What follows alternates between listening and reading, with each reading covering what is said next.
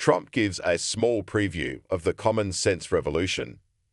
In his first rally-style speech since winning the 2024 election, President-elect Donald Trump raved about his election victory for nearly 10 minutes before transitioning to confidence that he would deliver on his administration's promises, as well as touting his cabinet selections.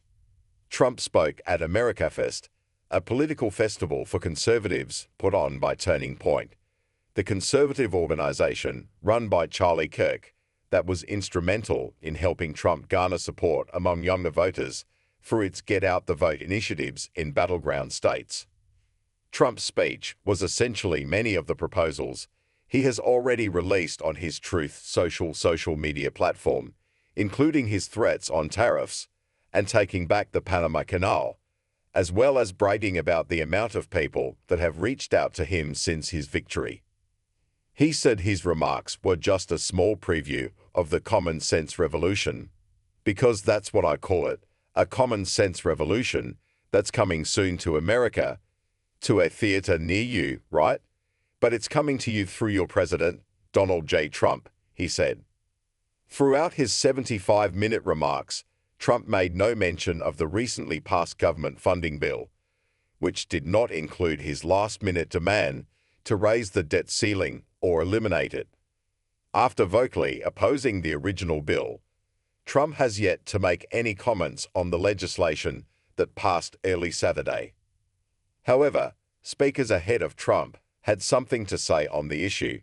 Trump's allies called for Speaker Mike Johnson to lose his speakership role over working with Democrats, called for the Republican lawmakers who voted against the package to be primaried, along with threats to Republican senators who were on the fence about confirming some of Trump's cabinet picks.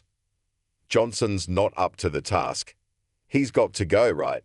He's got to go. Should Johnson be Speaker of the House? Steve Bannon, a former Trump advisor who served time in jail for contempt of Congress, asked for the crowd, which responded with a resounding no. We don't need partisanship now. We need hyperpartisanship now. The conversation is over. We have nothing else to discuss. It's only about the execution of President Trump's plan, he added. However, when Trump took the stage, he spent most of his time touting his transition efforts. We have accomplished so much in just 47 days since the election, but that's only the beginning of what we will achieve together as the 47th President of the United States of America, Trump said. Trump said his second administration would turn the page on what he called 4 failed years under the Biden administration. I campaigned on an agenda of delivering profound change to Washington, and last month, the American people voted for change like they've never voted before, and in overwhelming numbers that nobody saw coming. I saw them coming because I think we all saw coming, Trump said, debunking an Elon Musk hoax. As tech entrepreneur Elon Musk has become more vocal about the future of the country, including a series of tweets criticizing the government funding bill, many lawmakers and pundits have started quipping that Musk is actually running the country. Trump laughed about the idea on Sunday, calling it the nude hoax from the media and saying he likes to have smart people around him. And no, he's not taking the presidency. I love having smart people. No, that's that happening. But Elon's done an amazing job. Isn't it nice to have smart people that we could rely on? Trump quipped, celebrating Musk's role with the newly created Department of Government Efficiency. Trump applauded Musk for his campaign contributions in Pennsylvania, helping North Carolinians during hurricane relief by providing Starlink, and his endeavors with SpaceX. No, he's not going to be president, that I can tell you, Trump repeated. I'm safe. You know why? He wasn't born in this country. Hi. Trump touts his cabinet picks. Trump spent time praising several of his embattled cabinet picks, including his Defense Secretary selection Pete Hegseth, saying he thinks he will do great in the role.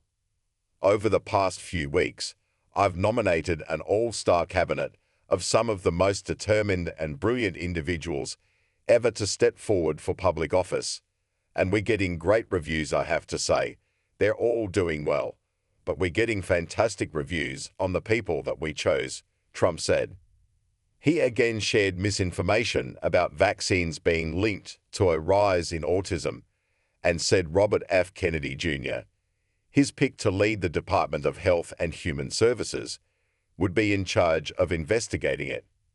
Think of this, 25 years ago, autism, 1 in 10,000 children today is 1 in 36 children. Is something wrong? I think so, he said. And Robert and I and all, we're going to figure it out. Trump provided a one-sentence remark on Tulsi Gabbard, his choice for Director of National Intelligence, mentioning her nomination without any additional commentary. He added that he thinks Kash Patel, his selection to lead the FBI, may be the greatest director of them all. Meeting with Putin. While Trump was going through his day one priorities, he highlighted Russian President Vladimir Putin's comments in which he said he is ready to speak with the president-elect. President Putin said that he wants to meet with me as soon as possible. So we have to wait for this. But we have to end that war. That war is a horrible, Trump said, appearing to allude to public comments Putin made on Thursday. Threats on tariffs, the Panama Canal, and transgender people. Trump also reiterated his tariff threat against Canada, Mexico, and China if they don't step up and stop the illegal aliens and illegal drugs from pouring into our country. They can't treat us that way.